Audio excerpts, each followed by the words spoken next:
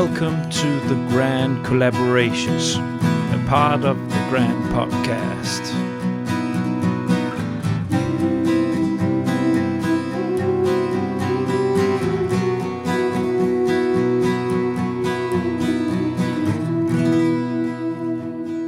My name is Niels Winter, and I'm the creator, editor, and host of The Grand. The Grand is now open for business, and I have therefore created the segment The Grand Collaboration, where I will launch podcast collaborations with partners.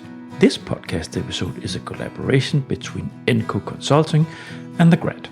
Transforming innovative ideas into winning proposals remains a key capacity for any proposal writer. And it is a complex task when it comes to accessing funding from the EU funding scheme, simply because the layers of issues you need to be on top of are so demanding. ENCO Consulting is an Italian grants consultancy company that has been operating for almost 40 years and hence is an established capacity within the grants consultancy business area. Antonietta Pizza is head of EU projects unit and has years of experience as proposal developer. She has naturally developed a strong approach to juggling with the innovative ideas the clients present and breathing life into them through proposals and projects. In this first out of 3 episodes in the ENCO series, I have a conversation with her about how she works with translating ideas, designing the proposals, and what pitfalls she avoids. Please enjoy.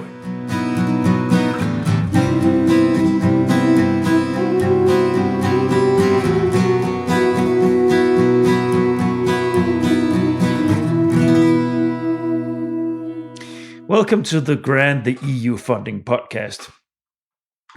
This is an episode in the Grand Collaboration Corner, and I'm proud, very proud to release episodes like this because it means that people, they have engaged with me to collaborate with me on a commercial basis, and that's exactly what I would like to do as a podcaster.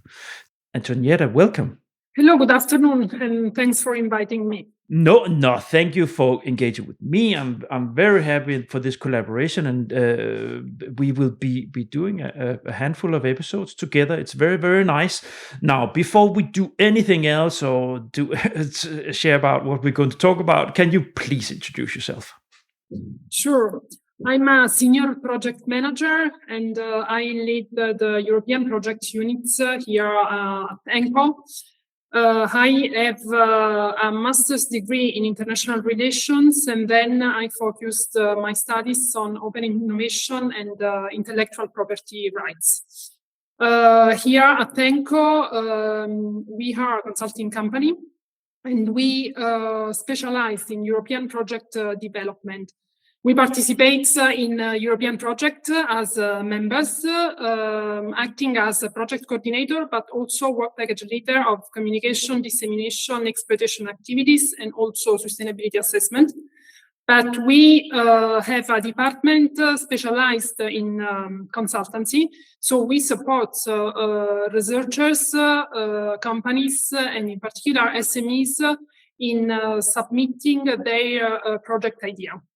So we help them in building consortia and in preparing a successful proposal. So classical grants consultancy company, yeah? Yes, I mean, we think that innovation is the key for the success of any companies and for research in general. So we are really proud to support companies and researchers in finding the right funds to better develop their ideas and to also commercialize some of the most important innovations. Yeah. And what we're going to do in the next 3, because we have 3 episodes we will produce together. So in those 3 episodes, we're going to share a little bit about the work you do and how you do it. And then we're going to share with the listeners good cases and examples of projects and approaches that you have, concrete cases where you sort of fold out how you have been doing these things. In this first episode, we will look into your proposal writing capacities, right? And you are one of the strong consultants in ENCO that sits with this. And this is, of course, why you've been allocated to be the first guest in this 3 episode series on your approach to grants consultancy in ENCO. So the first block here that we have sketched out, we have labeled that the consultant perspective, and it's So I will give you here now the chance to share with me and the listeners how ENCO is working and your role in your project. So can you share a little bit more about that? Sure, thank you. Well, as said before, we support companies, researchers, innovators in preparing and in writing their projects. In particular, we are involved since the beginning of the proposal, supporting them in finding, first of all, the right program and the right call.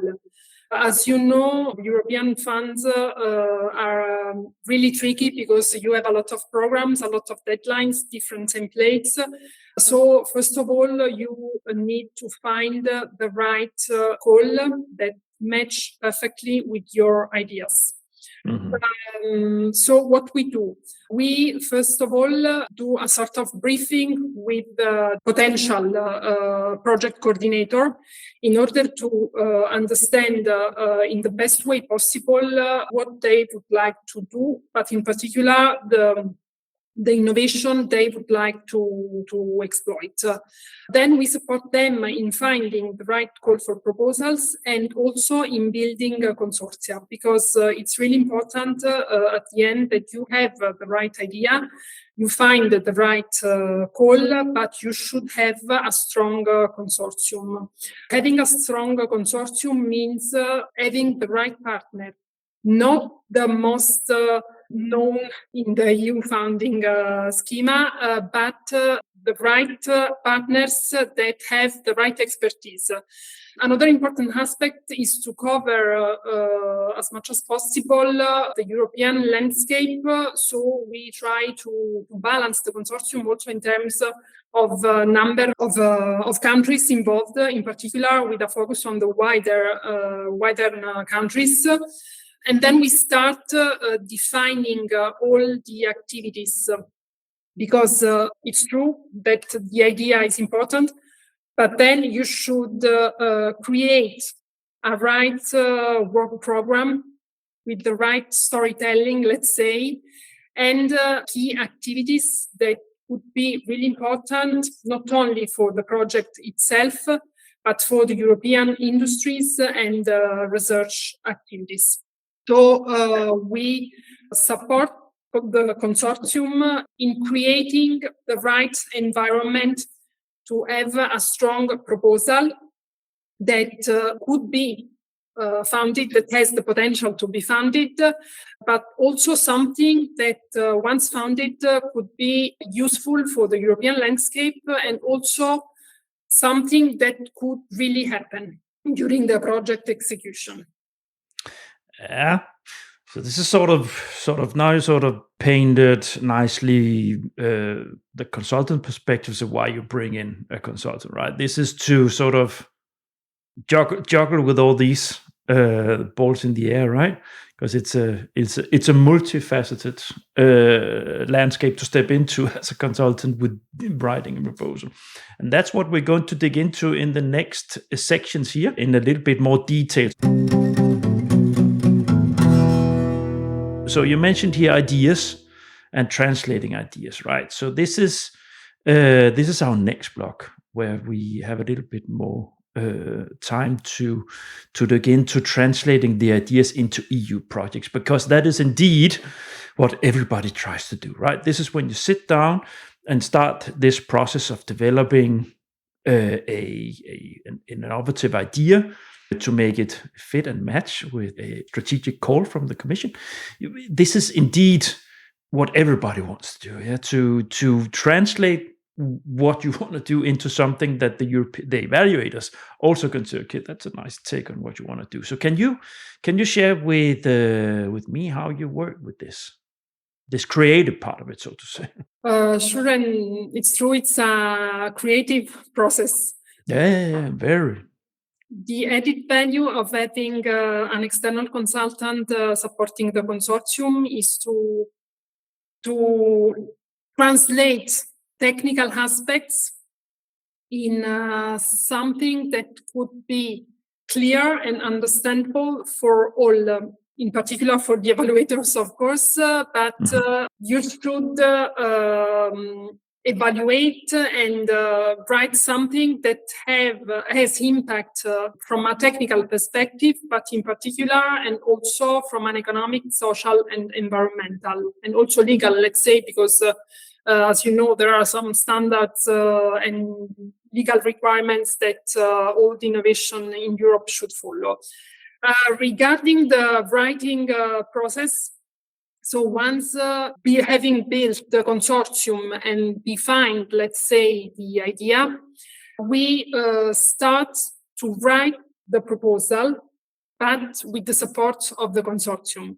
So we need to match the technical and scientific content that comes from the clients, but then our role is to shape it, structure it, and make sure it speaks the evaluator's language.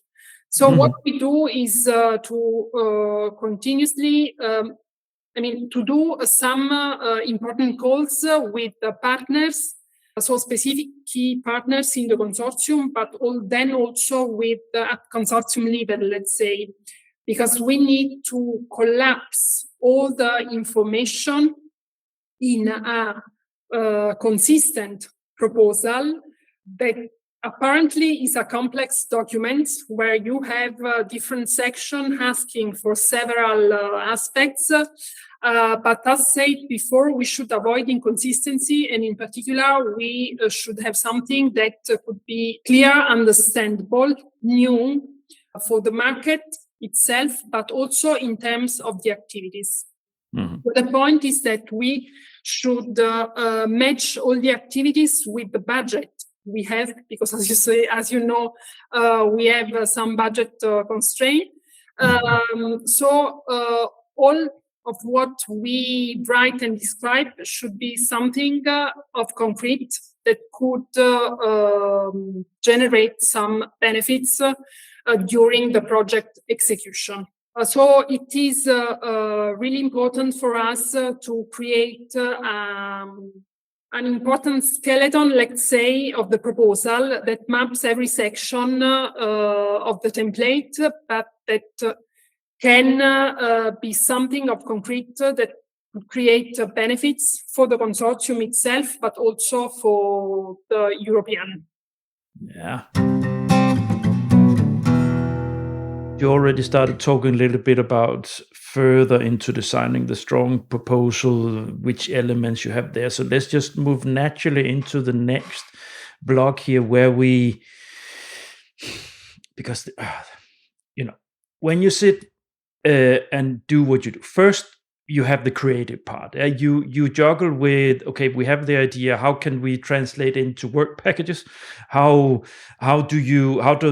does it mean in all practicalities? And then you sit with what the conditions are in the call. So you have elements you have to add because it is a requirement in the call. So when you reach that, then you start to design the strong proposal. So you have moved from the creative part, that is sort of going to keep the evaluator at the activity. Oh, that's very nice. Into making it solid. Also, can they carry this out? So can you share, so refining the concept, building the right concept. Can you share a little bit about how you work there with this? Sure. Well, once finalized the co-creation process, let's say, because we discuss with partners. And we co-create the proposal, let's say, because apart from the technical aspects, then there are a lot of other sections and activities that should be done. We try to translate in concrete action this co-creation process. So we have a timeline, we have a budget. We have a number of partners. We have also KPI, because as I said before, we have to create, let's say, value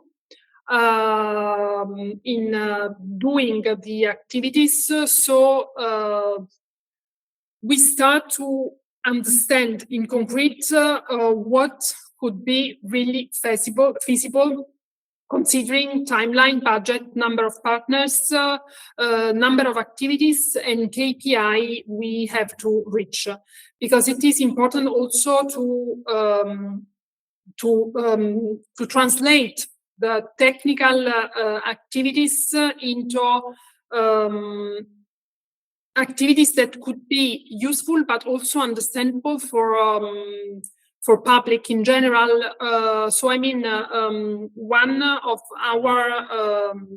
One of the aspects that we consider really important is to always create a proposal that could have not only technicalities but a set of actions that could be useful for the community itself.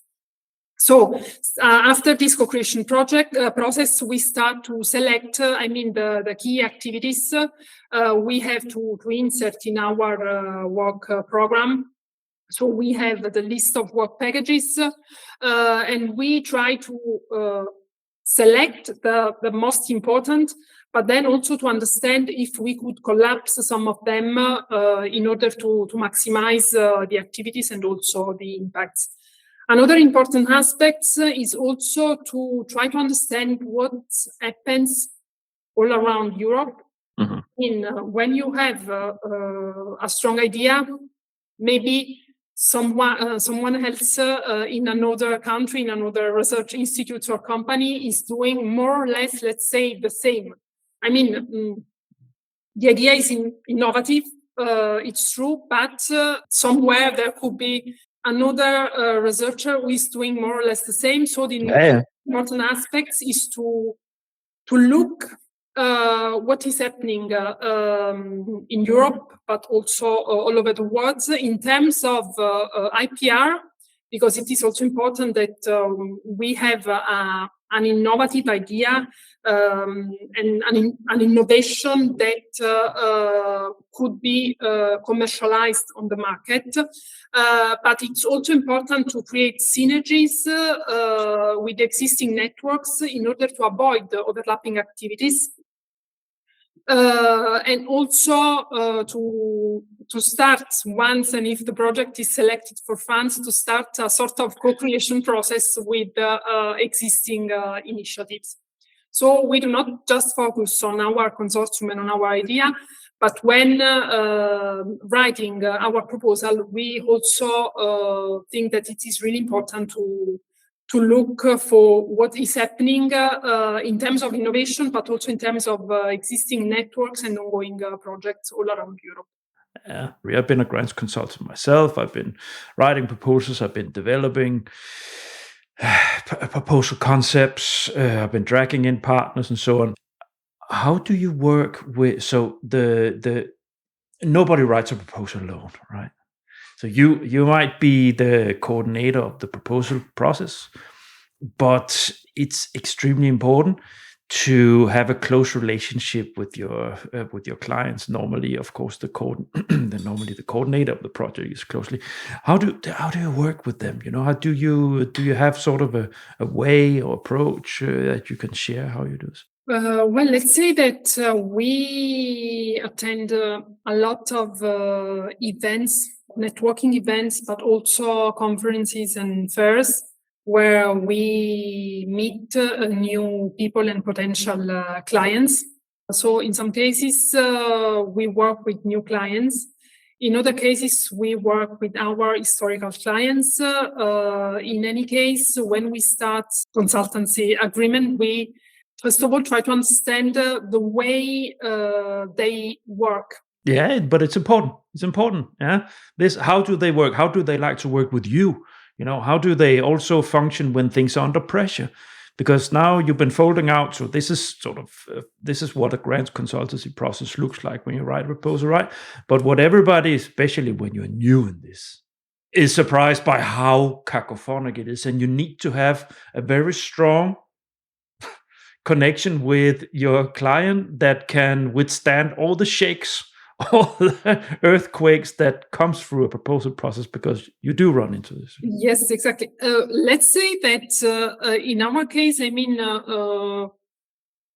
working as consultant, we try to avoid any potential issues with partners. I mean, we try to understand the way the coordinator works, but also the way the other partners work. Because when you write a proposal, it's something that starts from one company or research center, but it's a collaborative work.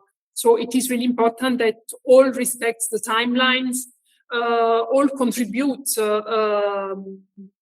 with the activities. So let's say that we work, we are in the middle of the process and we try to mediate with all of them. But it's really important to understand with whom you are working and the way they prefer to work. In some cases, they hate stress. So, but when you have a timeline and you have a deadline, you need to meet the deadline. So, in principle, we start our proposal writing process at least 4 or 5 months before the deadline. But and it's really important because you need time to understand with who you are working, but also to understand the idea, to define all the co-creation process, and then to start writing and define the structure of the project. And for this reason, we have a single 30 minutes call, let's say, with each member of the consortium, because we need to understand very well the way each partner like to work. Considering the deadlines in September, for example, or after Christmas holidays, to match the deadlines with the holidays, other than the timeline for the project activities, then we have a straight timeline with all the deadlines partners needs to follow and respect to collect all the contribution. And actually, without noticing it, we're moving into the common pitfall. So let's just move straight into that corner. You know what? I've been spending so many years now with this podcast to talk about the pitfalls and how to avoid and how to work and so on. But can you, now we already started the conversation to look at it a little bit into this. And I can say for my part, there are two things, and you mentioned one of them now. Deadline, that I call it the deadline discourse from the Commission. That is sometimes horrible. If you have deadlines in right after summer holiday, right after Easter, or right after Christmas, that's just terrorizing proposal writers and project partners throughout the whole continent. Second, you have, because not all partners, if you have a consortium with 20 or 25 partners, there's always that partner that never replies to your emails. You have to pull out the big gun to get anything going here now. But share with the listeners what are the common pitfalls from your side now. Yes, exactly. I mean, you have to deal with a lot of partners, but each partner then has at least 2 people involved in the proposal writing process. So at the end, you have a lot of people with whom you have to speak and interact to prepare your proposal. So the timeline is really important. The way of working is also important. And as said before, we as consultants try to match and also to, let's say, reinvent what we collect from all the participants. So also in terms of templates, for example, we use some templates to collect information. But also in this case, you can find sometimes people that don't like to fill in the template. So they share information and they send what you ask, but in another format. Yeah. So also in this case, you have to translate what they are saying. Yeah. And I think this is the added value of having an external consultant in the proposal writing process, because it's allow you to interact with different people with different habits, but also to have an external voice and view on your idea and on what you are doing. So it's not only a matter of translating what the European Commission is asking, but it's also a sort of, let's say, positive way of criticize what you are doing and what you would like to do. I think now I've seen your list, and I've seen the projects that you have carried home. So from that alone, I can say that you know what you're doing, and so you are a strong proposal writer in that to carry these things home. So you know how to handle these pitfalls.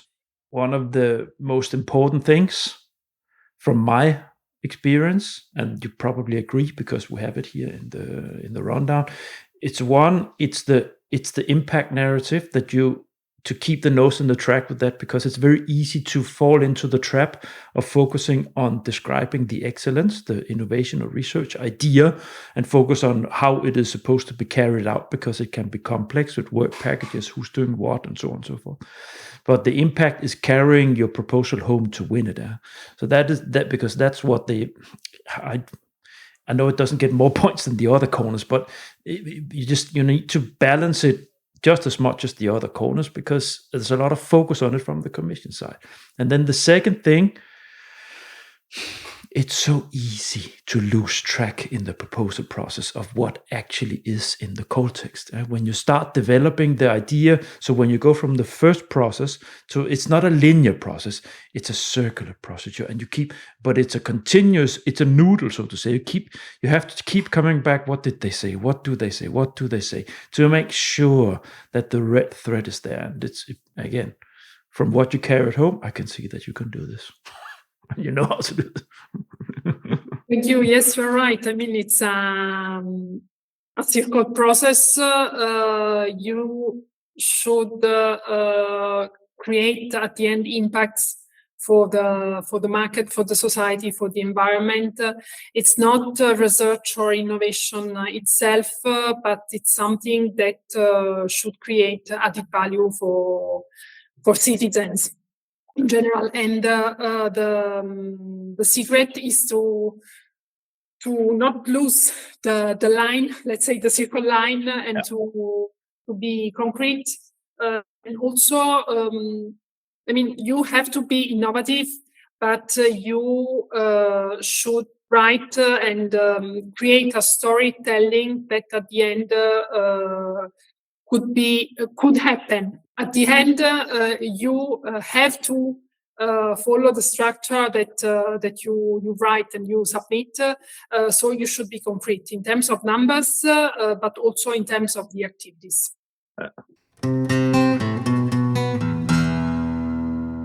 On that note, let's move into the concrete example, because you wanted to share a success story here. So what is it? What do you want to share?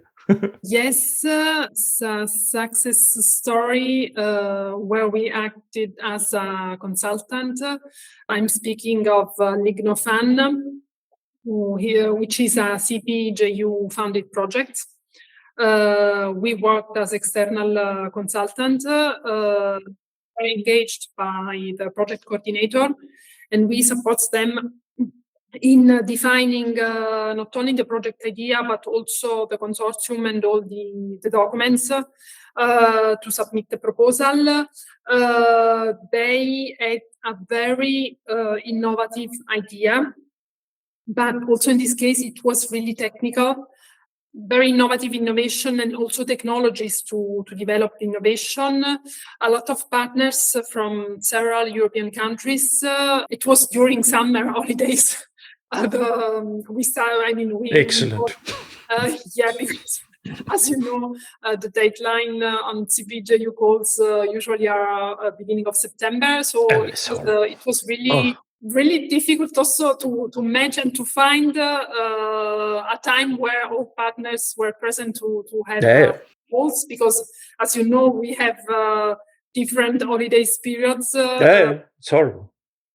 So it was really, really challenging, but at the end, we met the deadline, and they were funded. So it was amazing. Our role was important, let's say, because we were really involved in the proposal writing phase. We started months before the deadline to define the idea, but also to create the consortium. Everything was based around some technologies and the owners of the technologies. But what we did was to translate all the technicalities, creating an important storytelling in terms of activities, but also impacts. And it was an innovation action. So the ambition was to spanning the full value chain from raw material to validated end products. And it was really important also to describe the end user applications, the benefits of using such an innovation, and in particular the added value of using bio-based products. And the evaluators liked it. Yes, because they were selected for funds, and now the project is ongoing, and they are doing important activities. Also in that case, when defining the work packages, the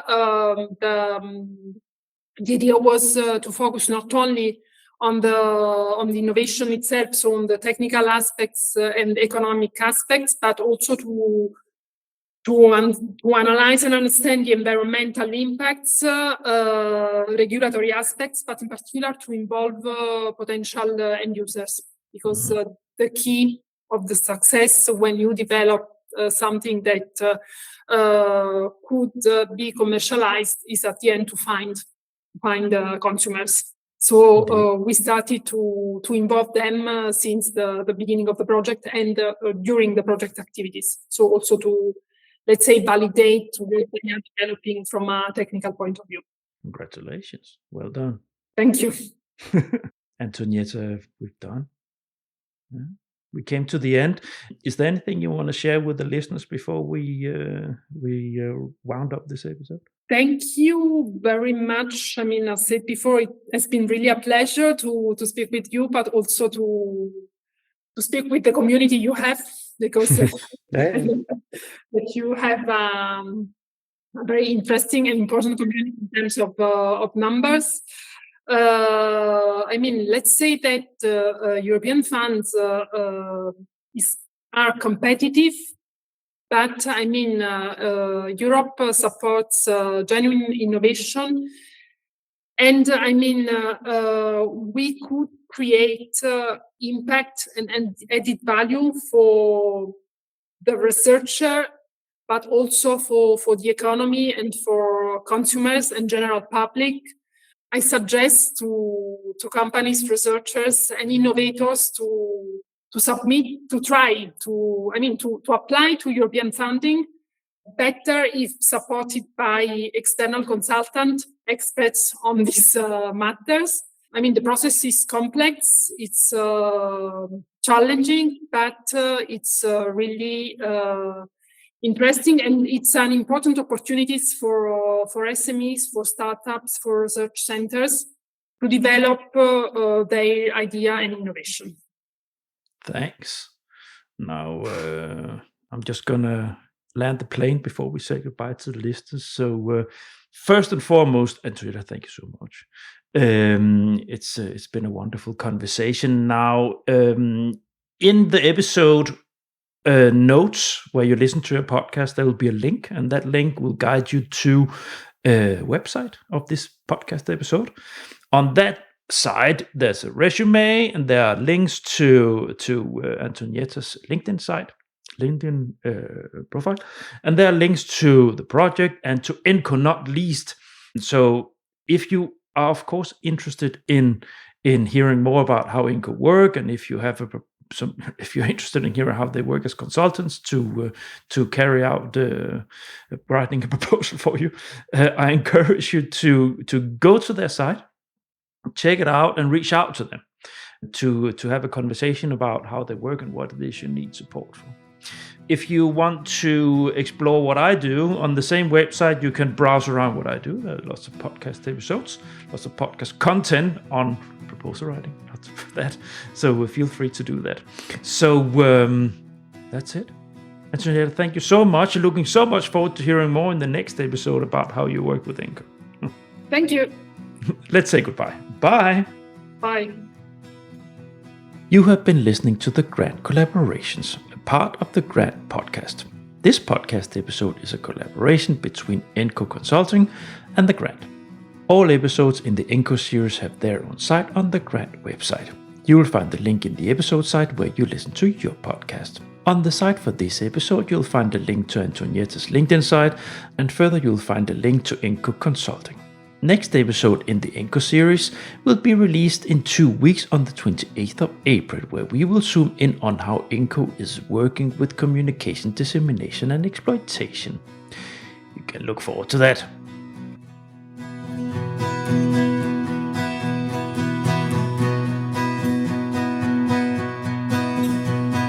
You have been listening to the Grant Collaborations, a part of the Grant podcast.